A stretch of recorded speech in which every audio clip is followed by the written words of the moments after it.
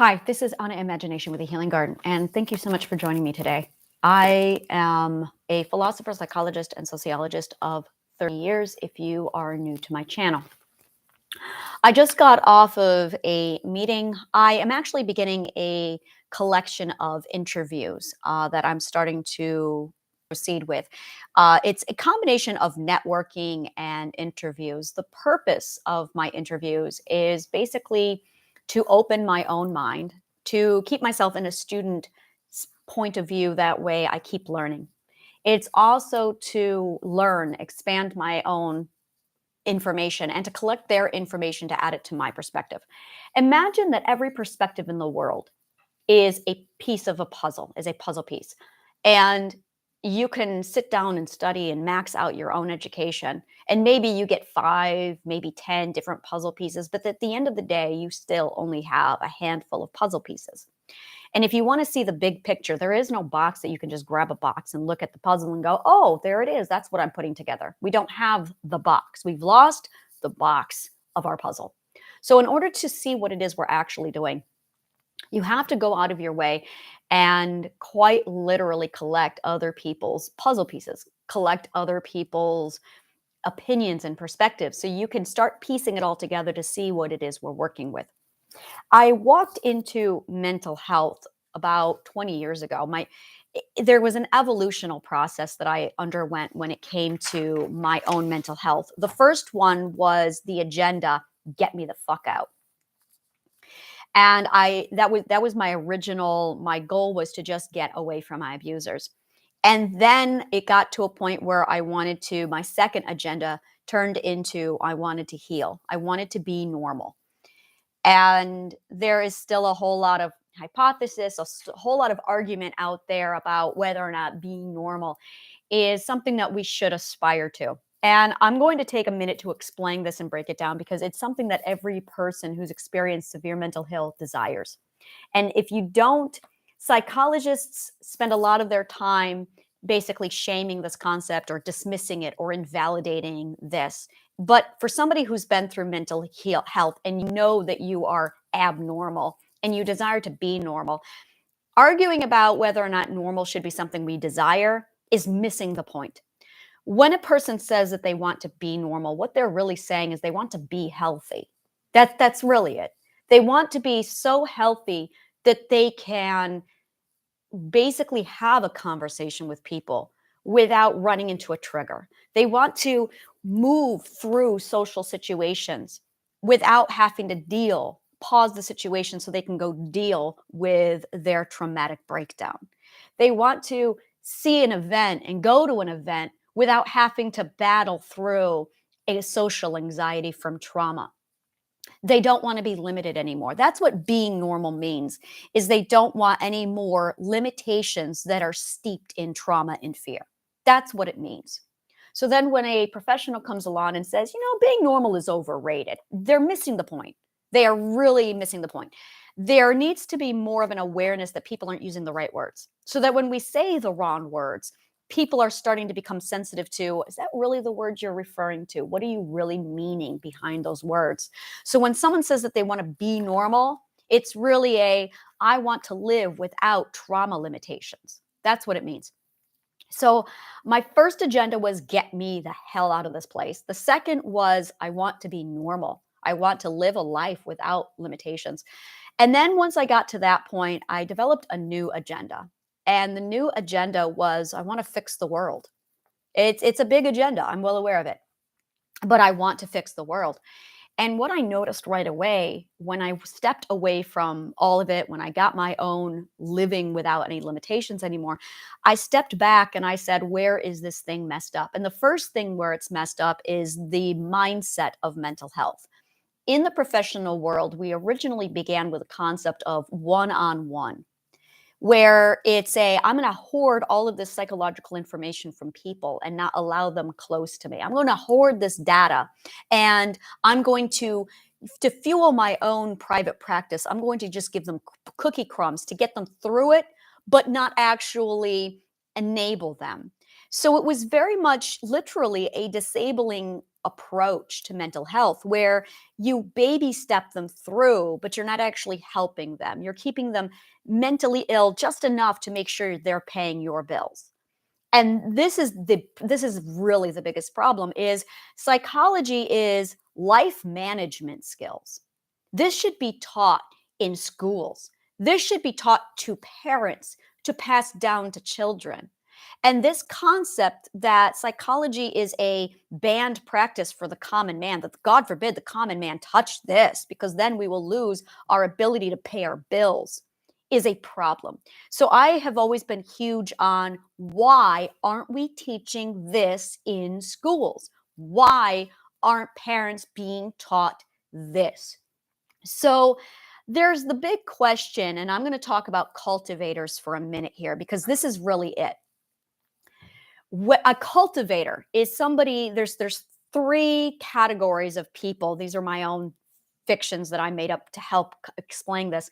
There are three types of people in a society. You have your foundationals, and then you have your cultivators, and then you have your visionaries. And these are the differences. The foundationals are peoples who are in their first four perspectives, sometimes in the first five perspectives, because the fifth perspective might go either direction. So let's say the first one through fifth perspective is your foundational. These are people who value comfort. These are people who are perfectly happy being hands-on workers. They love their blue collar job, and that's perfectly okay. These are people who are your common people who just value a simple life. And that's okay. Those are your foundationals. They range from infancy all the way up to senior citizen. Like there is no age limit here. There is no race. These are people who very much value the comfort and the simple life. These are foundationals. The cultivator are people who are parents and teachers. And the cultivate also healers. These are the people who basically nurture foundationals. They are the bridge to basically help people go from where you are now to the next stage. These are cultivators. This is where psychologists fall. This is where teachers fall, doctors fall. These are people who look to nourish, nurture, and help foundationals. And this is people who are in perspective 5 and 6. I would almost say they would be perspective 5 plus. Anyone who's higher than a perspective 5. You can be a perspective 5 and higher, but really this is the difference. This is the divide. A cultivator is not content with a simple life. They want to work with the people. Now, the last stage is a visionary. The visionary are the people who create ideas. Now, you can be a visionary cultivator, you can be just a cultivator, or you can be a foundational cultivator. The cultivator is really the go-between. I am a visionary cultivator. I am the person who creates the ideas, but I also love to get right down into the people and work with them. So I am a visionary cultivator. Now, there are some cultivators who just want to take somebody else's idea and pass it around and just teach, and that's fine too. That is just your cultivator. But for somebody who has to create ideas, or they have brainstorms, or they have new ways of doing things, they want to change the world through a new standard method. Those are your visionaries. Those are the people who brainstorm. Those are your anarchists. Those are your let's change the world and make it better.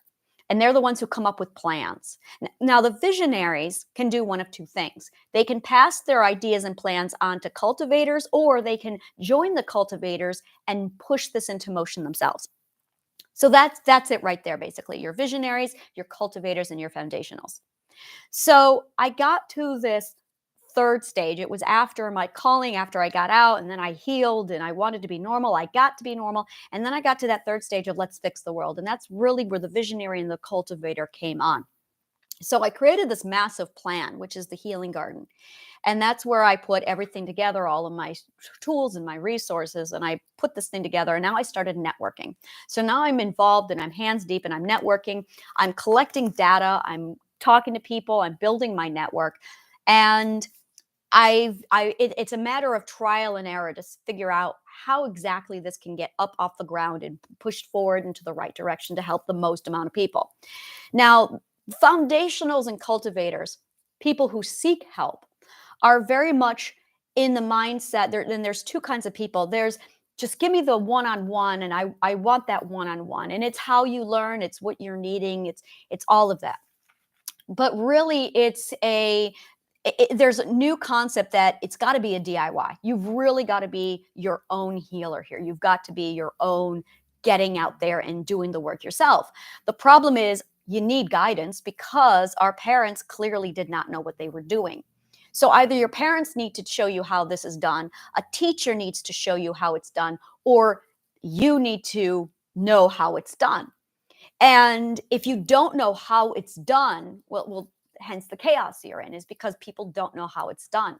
So there's educated people, philosophers, psychologists, where we're visionaries, we're cultivators, where we've sat down and we've analyzed, okay, what's it going to take to what's the right answer? And we saw a lot of variations of the right answer from Dr. Spock back in the 1950s. We saw a lot, and it really reflected the mindset. And this is back when we were copying a lot of Freud's work. And then we got to a point where we're like, okay, this is all garbage and we're throwing it out. So now there's this massive movement. And I was just talking to somebody about it. And they're talking about a global mental health movement. And I am so jumping into this. It's called the Neuro-Health Project, where you get certified and then you reach out to people and you absolutely nurture and cultivate this concept in a massive hub. So I'm going to be proceeding with this and going forward with this. So, and it's basically, they were explaining that it's a 140-minute session every week that's free. So it's free mental health care with the understanding that, well, there's really no understanding to it. It's just free mental health care. So I'm going to be putting together my own hub. I'm going to be part of this. So I'm actually looking right now at raising the fee to get certified, which is $2,450. So I'm going to say $2,500 is basically what I'm looking for sponsorship. I'm looking for basically to raise that amount so I can get certified, so I can jump in and get this started. And it's going to be pushing everything in the right direction. This literally is the fuel that's going to go into the healing garden to launch it into the right direction that I'm looking for. So I have a lot of networking events. I have one today later on that I'm going to be doing. And I've been basically condensing and downsizing the healing garden so that it all comes through me now. Instead of it being as automated, basically I'm removing the automation from the healing garden. I realize that the automation is something that needs to come later. And right now, it's not a good thing for it. I'm more interested in getting down in with the people, getting down in, I don't like that, getting in with the people, working with them one-on-one, and building more of a community center base, which is what Campfire Community is it's very much that community based. So this is a combination of, yes, it's an absolute announcement. Yes, I am reaching out saying if you want to contribute or donate for this $2,500 goal that I have, that way I can get certified in this so I can launch this. That would be fantastic. Click on the link below and just contact on it, and then we'll be in touch. But it's really shifting the way we're doing things. She was explaining a few other things, and once I was able to step into the conversation with her, it was a sudden awareness that the change that we desire is happening. The change is absolutely happening, and I am 100% stepping in and being part of this because this is what I have to do. This is my calling. This is my need. So, if you are interested at all in jumping into this, there are two kinds of people. I have the people who I train under me who seek certification in triadic healing, which is my program. And then there's the people who just seek the healing program that I offer. That's also available. So again, it's everything is condensed on my Linktree account if you want to take a look there. But it's the sudden realization, it's the ignition, it's the sparks that I've been looking at with a massive go here sign. So I feel like after this meeting that I just did, I have this massive, arrow pointing exactly lighting up the pathway that I have. So with all of that being said, and I started off, I always type out my titles to my things, and then I go in and I just talk about whatever. And then afterwards I look at it and I go, oh wow, my title is way off what I actually talked about. So in a minute, I'm going to cover manifestation. And manifestation is definitely a topic I talk a lot about. I also talk a lot with parents. Parenting is one of my huge things because parenting is what changes the world. I'm going to say that a million times over and over again. Parenting is what changes the world. There is currently a divide happening where we very much have the old school, the old traditional way of doing things, and we are officially maxed out. We are done with it. There's a new movement happening. There's a lot of new people stepping up. There's new generations going, this doesn't work, and it messed everything up, and we're done with it. And if they're not changing, and they're not, there's people who do not change, and that's okay. They're dying out. They are going to eventually pass on, and that's the end of that. The people who are making the change, this is Darwinism 101, survival of the fittest. And this is what I mean by the age of authenticity. The age of authenticity is basically when people are consciously taking a stand to embrace an honest way of life, a calling. It's when we stop prioritizing money and survival over dreams, goals, and callings. It's an understanding that money and survival will take care of themselves.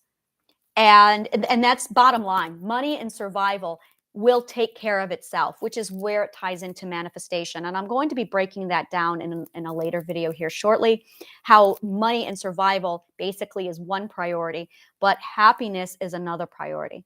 So I'm going to go ahead, shut this down here, and I'm going to talk about that in another video.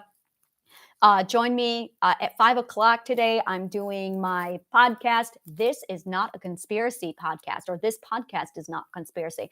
I will be on at 5 o'clock this afternoon, and I have subjects and concepts to talk about. So on your ride home from work, that's something that I offer. And I also have my Campfire community, which is basically kindergarten class for adults, which is designed to nurture the first ethic inside of us. So if you want to join us for that, that's called Change Now. Go ahead and click on the link below and sign up for that. Thank you so much, and may the kindest of words always find you.